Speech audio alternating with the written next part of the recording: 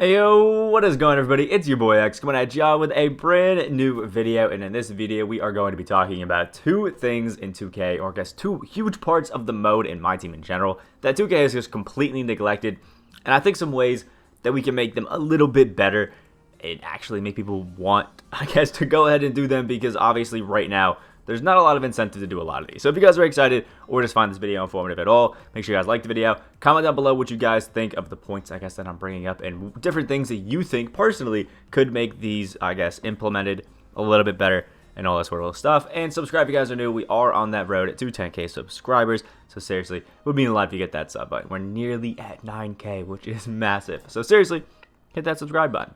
So the two things that I'm going to be talking about today are the exchange and the token market, which is right over here. Both of these, if we're being honest, 2K has completely neglected. Like, there's no reason in general to do a lot of these, and I'll explain a little bit why. If we go and check out our wonderful exchange market here, there's a few things that we can do, but in general, there's only ones, I guess, a few that would really recommend doing.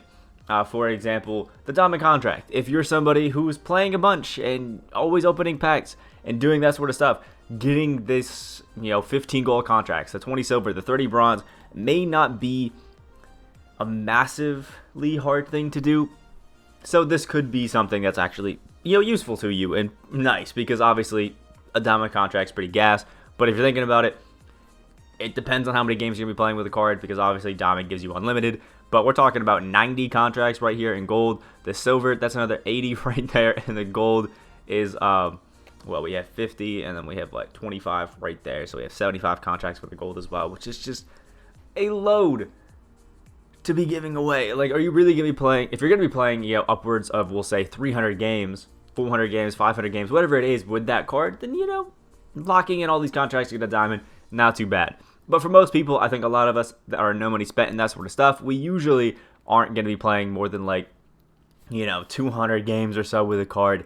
They're probably going to sell it before that. So giving up 90 contracts here, another 75 right there in the gold, another 80 right here in the silver. It's just a huge deal that I think many of us probably won't be using. So for some, maybe it's useful, but for most people, nah. Or you could do it just to increase the price of a card, because obviously it's a diamond contract. People will spend a little bit more in it. But the rest of these are some things that nobody in their right mind is probably going to do, like a deluxe league pack for 15 original owner bronzes. Like, why? I'm going to lock in 15 bronze players, original owner, to pull another bronze player. Like, it just doesn't make any sense realistically on why I would want to trade 15 cards in for one card that is also bronze, unless you're just getting a lot of duplicate bronzes and you're just throwing them in here and, whatever. If this pack, had some of the new moments or whatever it was in there, had some heat check cards, like, that'd be cool. But it doesn't. Like, it's useless. There's really no reason to do it at all. I don't really know why it's there. And then it comes down to the actual players. And I wanted to show you guys a little bit of a, I guess, bigger picture of what you guys can be looking at. Oop. I want to show you guys a bigger picture of what you would actually, I guess, be looking at when we're talking about these things.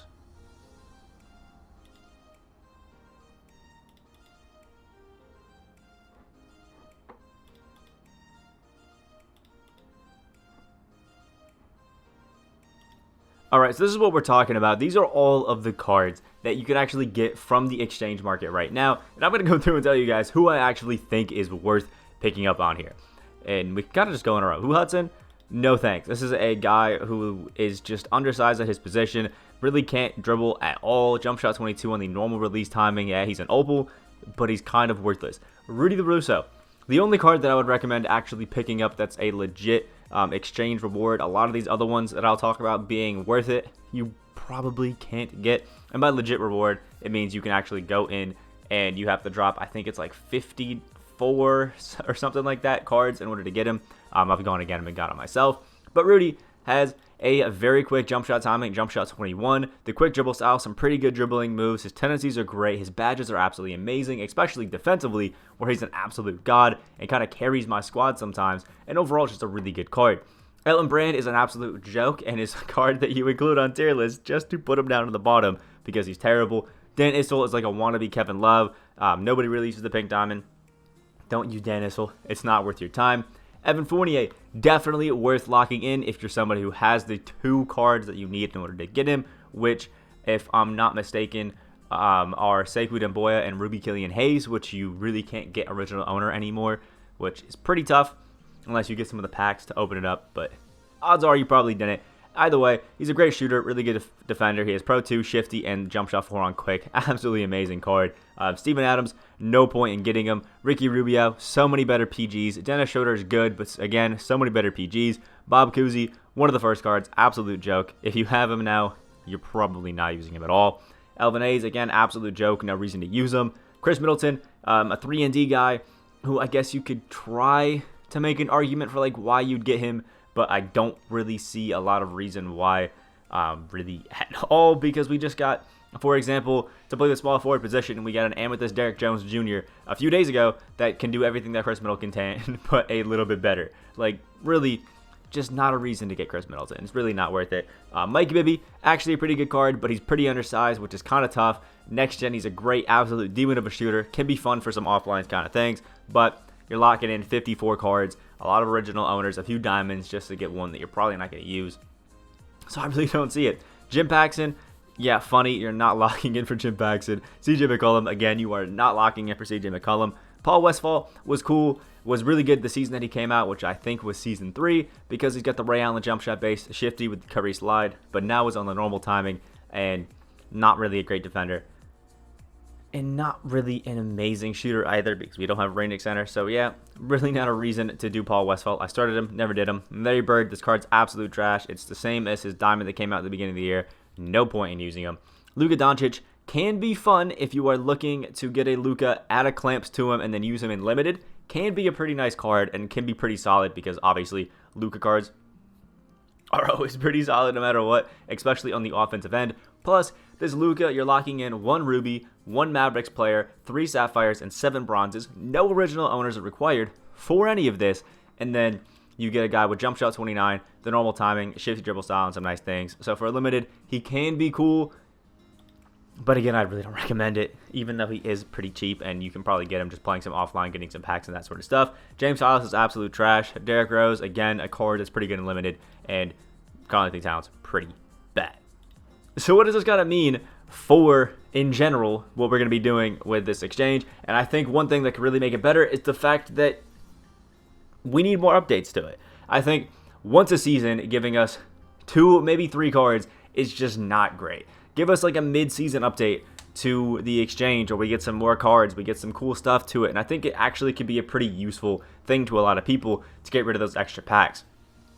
But again, in saying that, you need to give us more packs, which they did a beautiful job of on Triple Threat Online. It didn't show all the things that you get, but yesterday I was going through, I got up to the top one trying to get Ron Harper, and there was actually a board with 4 different packs on there that I could get, which is a way to get no money spent players actually to be able to finish a lot of these exchange things, which is cool. So that part has been covered, but the other thing is we're not getting a consistent enough flow of cards that are actually worthwhile. Like I said, the only one that I really recommend is Evan Fournier and Galaxy with Rudy Reluso, and there's really no point to do either of them right now, or there's really no point to do I guess Evan Fournier, because you can't get the other card's original owner, and Rudy is a pretty expensive card, so for most no money spent people, other than myself, it's hard to do.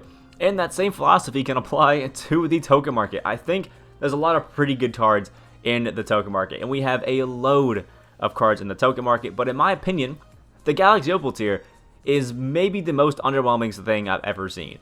I'm spending 750 tokens for a Gary Payton, who doesn't have range extender and is really just a insanely good defender, but I could get cards like Tyrese Halliburton, which do exactly the same thing. Rick Barry, I need to add quick first step to it. I'm spending 750 tokens, and I have to add quick first step to a card. No thank you. Bill Russell is a card that just doesn't excite me because he's an all defense, not really a shooter, which I know that's what Bill Russell did. I expect it, but in 2K, you can't expect me to be too excited about a center with a 73-point shot when we have a glitch to Wilt with like a 90. Moses Malone is definitely good, and I think probably him and Bob Lanier are the 2 best cards that you can get. Kind of a toss-up between the 2, but they're both really solid. They're good defensive kind of guys that they did give a bit of a 3-point shot. They have some decent jumpers. It's cool. But again, it's not somebody that I'm trying to waste 750 tokens on because we're getting some nice budget players that can do exactly that. The Pink Diamond token market. All of these cards kind of suck. Like, there's really not a reason to get any of them, which is tough. The Diamond token market, I have most of the cards on here, but there's actually some cards in there that I would consider better than the Pink Diamonds. For example, Hal Greer, actually pretty solid off the Diamond token market. Pretty good card in general. And Malik Beasley, who is absolutely insane. A 6'5" guy with a money jumper, really good defense. Overall, really like him. The Amethyst tier, same kind of story. Pretty good. There's some nice cards in there that can be fun. And there's some cards like Joakim Noah who are absolute trash. The Ruby, it's the Ruby tier. Like, what do you really expect? The Sapphire tier, Emerald tier, like, what do you expect? That the Sapphire and Emerald tiers, like, they're not going to be that amazing. But, you know, for Emerald or Amethyst, we do have DeJounte Murray, who is a pretty good card and is fun. And there's DeJounte Murray, who's a pretty good card and is fun. Like, that's really about it. So I think, again, the same philosophy of we need another time in the 2K cycle, like throughout the season, like halfway through, like right now, 22 days left, a good update to give us a few more cards would be really cool and really nice. I think the idea of making it so you have a Dark Matter one, which I can't show you guys at all, after you redeem 3 opals, you actually unlock a Dark Matter token market tier, which is pretty cool. But again, I don't really see too much reason for it because they're a little bit limited. I get that. It's kind of fun, but most people aren't going to be getting that, so what's the point? Give us more consistent updates to some of these lower, you know, Amethyst, Diamond, Pink Diamond, and even the Opal tier. Give us some more cards consistently once in between each season and then once when the season starts, and I think it can actually be a pretty cool and pretty nice feature. If you guys have any other ideas on what you think would be a good, I guess, way to make them better and more usable, let me know down in the comments. I think the first step in doing it is obviously give us more consistency in when we get these cards, but the other thing would be obviously to give us some more packs so that we can pull, you know, for example, if I'm trying to get Mike Bibby, we can pull some of these original owner, you know, Amethyst players a little bit more consistently, some original owner Diamonds, and even original owner Pink Diamonds if you're getting Rudy. So I do like that, and I think it's actually pretty cool. Let me know what you guys think about this, all your thoughts and stuff like that in the comment section below. I'll try to talk to you guys about some of this because it's pretty sad that we have 2 really big features, and the token market has kind of been bad throughout the history of 2K. Never been too amazing other than in 19. And the exchange was a new feature this year that they've just completely neglected and really haven't made that insane. So let me know what you guys think they could do other than obviously just add better cards to it. Down in the comment section below. I think it's going to be fun. I like the video you guys did enjoy or found it informative at all. And make sure you guys subscribe if you guys are new. We are on that road to 10K subscribers. I hope you guys have a great rest of your day. And I will see you all in the next video.